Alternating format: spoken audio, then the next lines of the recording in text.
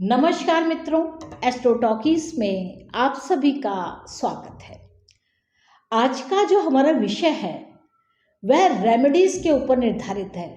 यानी कि जब हम कभी समस्या में फंसे हुए होते हैं और उसका समाधान ढूंढ रहे होते हैं, यानी कि हम उस जंजाल से जब निकलना चाहते हैं तो कुछ ऐसी रेमेडीज हैं जो बहुत ही कारगर सिद्ध होती हैं।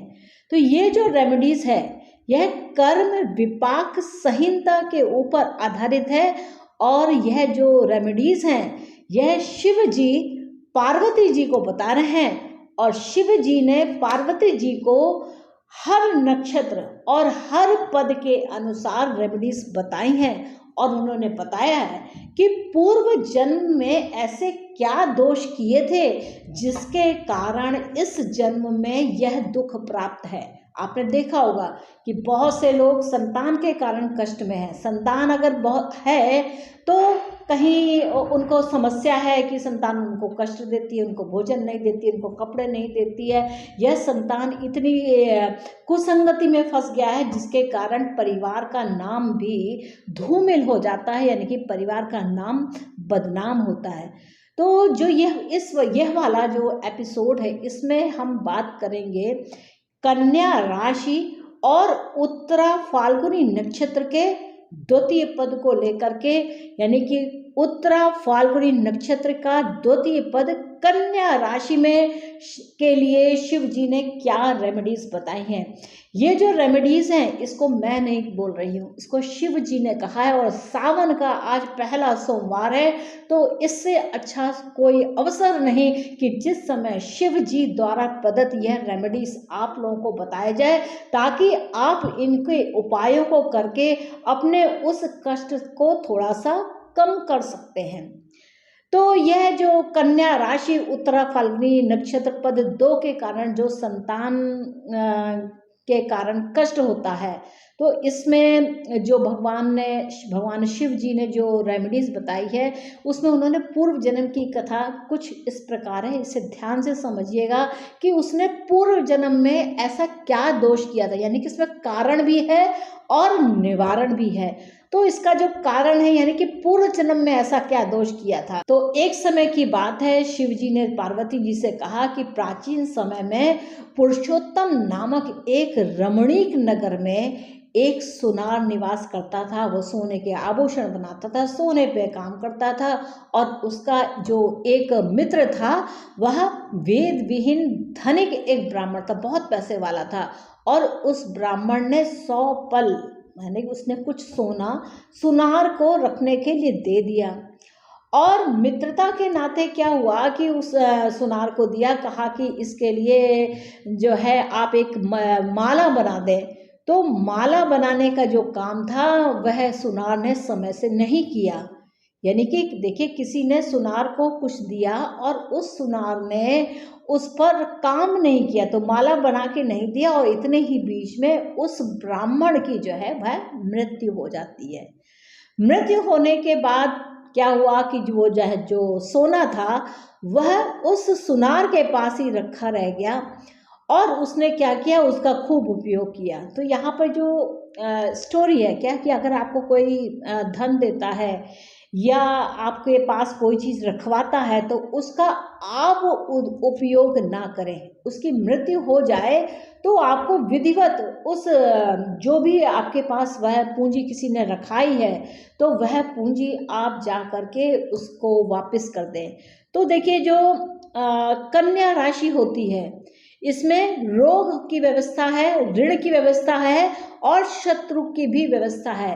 तो कन्या राशि जो नक्षत्र है, कन्या राशि में उत्तरा फाल्गुनी नक्षत्र का जो पद 2 है, इसमें कन्या राशि वैसे पूर्ण रूप से देखा जाए तो काफी संघर्ष करती है। कर्ज उसे बहुत चुकाने पड़ते हैं, संतान के कारण भी उसे प्रॉब्लम आती है। साथ में वह जिस इच्छा को करना चाहते हैं, क्योंकि जो सिंह राशि है वह इच्छा की राशि होती है, तो वह जो सिंह राशि होती है वह कन्या राशि से 12वें होती है, यानी कि उसको अपनी इच्छा पूर्ति के लिए बहुत काम करना पड़ता है। तो इस कहानी में वापस आते हैं। तो जो सुनार था उसने उस ब्राह्मण के जो सोना था उसका पूरा उपयोग किया, अपने परिवार के साथ भी उसका पूरा उपयोग किया, और ये ऐसा उसकी मृत्यु के बाद किया। तो अब पाप तो हो गया कि आपने किसी की अमानत ली है और उसको रिटर्न ना करके आप उसका उपयोग कर ले रहे, तो ये एक पाप हुआ। अब क्या हुआ कि जब यमदूत आए तो उन्होंने उसको एक महाकटह नामक एक नरक में डाल दिया। अब यहाँ पर वह अपने दुखों को भोगता रहा, इस नरक को भोगता रहा, और जब इससे निकला तो उसे व्याघ्र की योनि प्राप्त हुई, और व्याघ्र की योनि के बाद उसे एक श्रृंगार की भी योनि मिली। यानी कि इस जन्म में, यानी कि जब सुनार की मृत्यु हो गई तो उसको यम के दूतों के द्वारा उस कष्ट को सहना पड़ा। इसके बाद जब वह कष्ट भोग करके मृत्यु हो गई तो उसे व्याघ्र का भी जन्म मिला, और इसके बाद श्रृंगार का भी उसको जन्म मिला। इसके बाद उसे कौवे की योनि प्राप्त हुई, और उसने महान दुखों को भोग करके अपने उस पाप भोग को काटा। लेकिन अभी भी देखिए उसके पाप खत्म नहीं हुए, इसके बाद उसके जो है मनुष्य योनि में जन्म हुआ। तो यहाँ पर देखना, कन्या राशि, आपका कोई ग्रह भी हो कन्या राशि में, आपका कोई भी, आपकी चंद्र राशि हो, आपकी सूर्य राशि हो, या आपकी लग्न राशि हो, तो आप देखना क्या आप संतान के कारण दुखी है, तो आप ये समझना कि ये जो एपिसोड है वह आपके लिए होगा। तो यहाँ पर क्या हुआ कि इस जन्म में जब मतलब ये 3-4 योनियां भोगने का, व्याघ्र की, श्रृंगार की, कौवे की योनि भोगने के बाद जब उस सुनार का पुनः मनुष्य रूप में जन्म हुआ तो वह संतान रहित हुआ, यानी कि उसके संतान नहीं हुई। अब यहाँ पर सब कुछ हो और आपके पास संतान ना हो तो कितना महान कष्ट होता है। तो कर्ज लिया, यानी कि रोग ऋण लिया, तो रोग के रूप में आपको चुकाना पड़ सकता है, किसी का कर्ज चुकाने के लिए ऋण के रूप में, या शत्रुता हो जाए। तो कन्या राशि में विशेष ध्यान रखना कि यहाँ पर अगर आपको कष्ट है तो आपको कैसे उपाय करने चाहिए। तो यहाँ पर देखिए क्या है कि उस ब्राह्मण की जो स्त्री थी, उस स्त्री को गर्भ तो होता था, गर्भ ठहर जाता था, लेकिन वह निष्क्रिय हो जाता था, यानी कि वह जो अबॉर्शन हो जाता था, या किसी कारण से वह जो बच्चा था वह फलित नहीं होता था। अब भगवान शिव कहते हैं कि ऐसा बार बार होता था, तो इसकी मुक्ति क्या है। तो पार्वती जी बोलती हैं कि इसके लिए मुक्ति क्या है भोलेश्वर। तो भोलेनाथ कहते हैं, शिव जी कहते हैं कि हे देवी, अपने धन का 6ठा भाग ब्राह्मण को समर्पित करें, यानी कि दान के रूप में दें, और नियम पूर्वक 1,00,000 गायत्री मंत्र का जाप करें। आप गायत्री मंत्र को समझें, यानी कि मुझको धीमहि धियो, यानी कि ऐसी मुझको बुद्धि दो कि मैं ऐसे कोई पाप को ना करूं।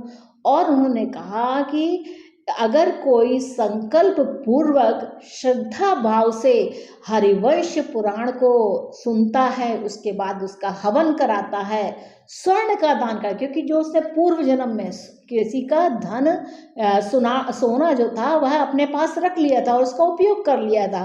तो कभी भी कोई आपको कुछ रखने के लिए दे तो आप उसका उपयोग ना करें, ईमानदारी के साथ उसका धन उसके परिवार को वापस कर दें, नहीं तो आपको इस जन्म ना सही पर अगले जन्म में ऐसे संतान के रूप में, धन के रूप में, रोग के रूप में आपको कष्ट प्राप्त हो सकता है।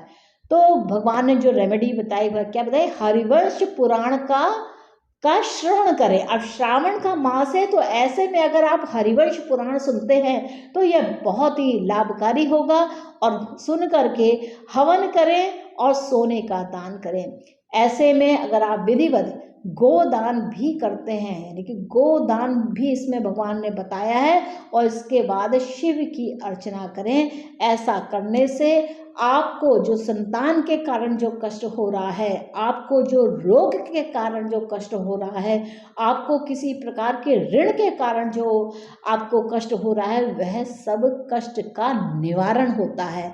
तो ऐसे में भगवान शिव जी ने कहा है कि अगर मृत वत्सा योग भी हो या मृत वत्सा दोष भी हो तो ऐसा करने से यहाँ पर पुण्य फलों की वृद्धि होती है और उत्तम संतान की प्राप्ति होती है। तो जिसके संतान नहीं हो रही हो, कन्या राशि हो, आपके छठे भाव में कन्या राशि हो, आपके 11वें भाव में कन्या राशि हो, आपका सूर्य कन्या राशि में हो, आपका चंद्र कन्या राशि में हो, आपका लग्न कन्या राशि में हो, तो ये जो एपिसोड है वह आपके लिए है।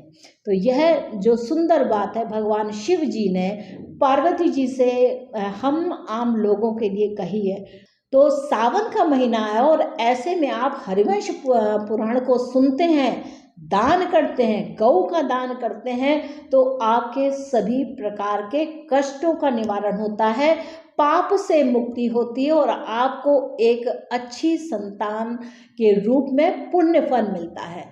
तो मित्रों, ये देखिए शिव जी के द्वारा बताई हुई हम आम लोगों के लिए एक बहुत ही सुंदर रेमेडी है। आशा है आपको मेरा यह एपिसोड अच्छा लगा होगा। मैं और भी ये जो ये जो रेमेडीज़ हैं ये कर्म विपाक संहिता के ऊपर आधारित है और इसके लिए मुझको जैसे जैसे समय मिलता जाएगा मैं आप लोगों को प्रत्येक राशि, प्रत्येक नक्षत्र और उसके पद के अनुसार क्या कष्ट हैं, क्या उसके निवारण हैं और उसका पुराने जन्म से क्या संबंध है, यानी कि पूर्व जन्म में जब आपने कोई ऐसा पाप कर्म किया है उसके कारण ही यह जो कष्ट है वह प्राप्त है। तो मित्रों, मुझको अब आज्ञा दीजिए। भगवान शिव आपके ऊपर कृपा बनाए रखें और आपका जीवन शुभप्रद हो। तो मित्रों, मिलेंगे नेक्स्ट एपिसोड में उत्तरा फाल्गुनी नक्षत्र के तृतीय चरण को लेकर के। तब तक के लिए ओम नमः शिवाय।